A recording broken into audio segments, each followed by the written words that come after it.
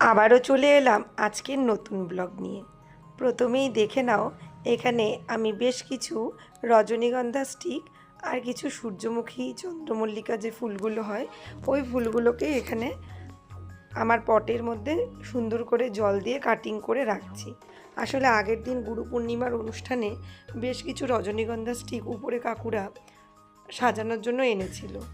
তারপরে ওগুলো তো আর ঠাকুরের চরণে দেওয়া হয় না, তো ওই ফুলগুলো ছিল কিন্তু শুকিয়ে গেছে অনেকটাই।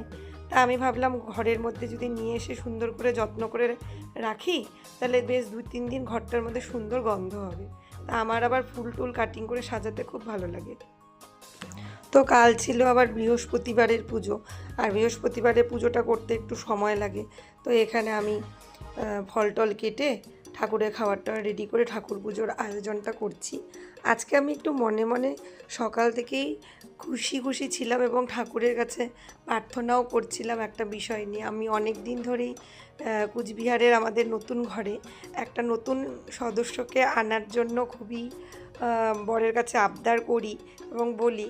তো ও বলে এইটুকুন ঘরের মধ্যে কি করে জায়গা হবে, কি করে আনবে। তো তো আজ যেভাবেই হোক না কেন আমি বরকে বলেছি যে সেটা আমাকে এনে দিতেই হবে, নাহলে কোনো কথা শুনবো না। তো তারপরে দুজনে মিলে গেছিও সন্ধ্যায় আনতে। তো ওই ভিডিওটা তোমাদেরকে দেখাবো। তো সকালে দেখো এখন আমি খাবার রেডি করে নিচ্ছি। কিছুটা মটরের ঘুগনি করেছিলাম, আর হাতে বানানো আলুর চিপস, এটা আমার মাসি শাশুড়ি দিয়েছে। সেই আলুর চিপস, ডিমের পোচ, স্যালাড এগুলো দিয়ে ওনাকে সকালবেলা সন্তুষ্ট করে খাইয়ে দাইয়ে পাঠাচ্ছি। এই খাওয়ার উপর আবার সারাদিনের কলেজটা কাটায়। বাইরে তো আমি কিছু খেতে বারণ করি সবসময়ই। তো এখানে আমিও সকালের খাবারটা খেয়ে নিচ্ছি, আম, ডিমের পোচ, ঘুগনি, আর আমার এই কর্তাবাবুর রাখা প্রসাদ, এটা উনি রেখে যায়, তখন আমাকে খেতে হয়। তো এখানে দেখো বর আজকে একটা আবার সারপ্রাইজ দিয়ে দিল।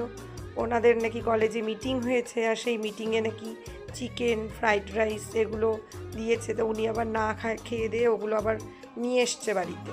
এবার আমি তো চিকেন খাই না, তো তার জন্য আবার উনি আসার পথে ভেবেছেন যে একা একা উনি খাবেন, এটা আবার উনি মনে মনে মানতে পারবেন না। তার জন্য আসার সময় আবার আমার জন্য একটু মাটনও নিয়ে এসছে। তো বাড়িতে ভাত করা হয়েছিল, তো ভাত, আলুর চিপস, আলুর ভুজিয়া, আর এই উনি চিকেন, আমার থেকেও উনি কিছুটা মাটন আর আমিও মাটন, এই সব দিয়েই আর কি দুপুরে খাওয়া হলো। এই বৃষ্টি হলো আমার ননদ প্লাস আমার স্টুডেন্ট। এখন এনার পরের সপ্তাহ থেকে পরীক্ষা শুরু হয়েছে, তাই এনাকে পড়াশোনা করিয়ে এখন আমি যাব আমার ঘরের নতুন সদস্যকে আনতে। তাই এবার বরকে ধরেছি চেপে, চলো আমাকে নিয়ে যেতেই হবে। তারপরে বাইকে করে এখন দুজন যাচ্ছি, কেননা এনার সময়ই জোটে না যে কোনো একটা জিনিস আনতে যাব, এনার কাছে সময়ই নেই। তা আজকে ধরে বেঁধে নিয়ে গেছি। তাই এই যে দেখো কোন সদস্যকে আনতে চলেছি, একদম সারি সারি করে প্রচুর রাখা। এখন এর মধ্যে পছন্দ করতে হবে।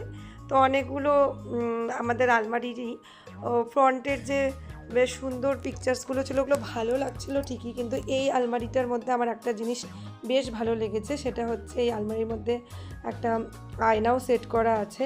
আর এই আলমারিটা যেহেতু স্টিলা কোম্পানিটা বেশ ভালো আর মজবুতও, তো যথেষ্ট ভারী আলমারিটা। তো এই জন্য আমি গেছিলাম পোদ্দারে, আর পোদ্দারেই কুচবিহারের সবথেকে ভালো কালেকশনসগুলো পাওয়া যায়। তো আমি এখান থেকে আলমারিটা নিয়ে নিলাম।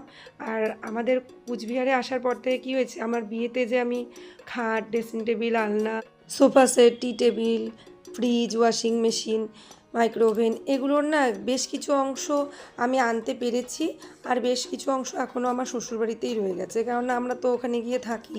আর এখানে ভাড়া বাড়িতে যতটুকুন দরকার সেটার মধ্যেই থাকতে হয়। তো 1.5 বছর হয়ে যাচ্ছে আমার বিয়ের, এখনও আমি জানো তো মানে বিনা ড্রেসিং টেবিলে এখানে থাকলে সাজতে হয়। তো একটা বেসিনের সামনে একটা আয়না আছে, ওটার মধ্যে গিয়ে মুখ দেখি। এখন ড্রেসিং টেবিল আবার কিনবো, একটা সেট অলরেডি আছে, তো ওই জন্য আর ড্রেসিং টেবিল কিনিও না। তো আজকে আমার ফাইনালি এই ইচ্ছাটা পূরণ হবে, আলমারিটা বাড়িতে আসছে আমাদের সঙ্গে। এই যে দেখো ঘটা করে এনাকে নিয়ে আসা হচ্ছে টোটোর মাথায় চড়িয়ে, আর টোটোর ভিতরে আছে আমাদের এই মিনি শোকেসটা। তো এটাই এখন আমাদের বাড়ির নতুন সদস্য। তা দেখো আনার পর এগুলোকে ধোয়া মোছা করতেই তো আমার রাতে কতটা সময় কেটে গেছে। তারপরে কালকে রাত্রি 2টো অবধি শুধু আমি ঘর গুছিয়েছি আর এই আলমারিপত্র গুছিয়েছি, তারপরে রাত্রি 2টোর সময় আমি ঘুমিয়েছি। তো এই এতদিনে ফাইনালি দেখো আমার ইচ্ছাটা পূরণ হলো। কি সুন্দর লাগছে, কতদিন ধরে এখানে আমি পড়ার বেঞ্চটা পেতেই ওখানে সুন্দর করে সাজিয়ে গুছিয়ে রাখতাম। এখন ঘরটার মানে হুলিয়াটাই বদলে গেল, একদম এত সুন্দর লাগছে। এখন এই লম্বা আয়নার মধ্যে আমি সাজগোজও করতে পারবো, আর ভিতরে হচ্ছে জামা কাপড়ও রাখতে পারবো। তো এই দুটো জায়গায় পূরণ হলো। তা এখন আমার ঘরটা এতদিনে স্বয়ং সম্পূর্ণ হলো, আমার মনের ইচ্ছাটাও পূরণ হলো। আজকের ভিডিওটা তবে কেমন লাগলো তোমরা জানিও নিশ্চয়ই।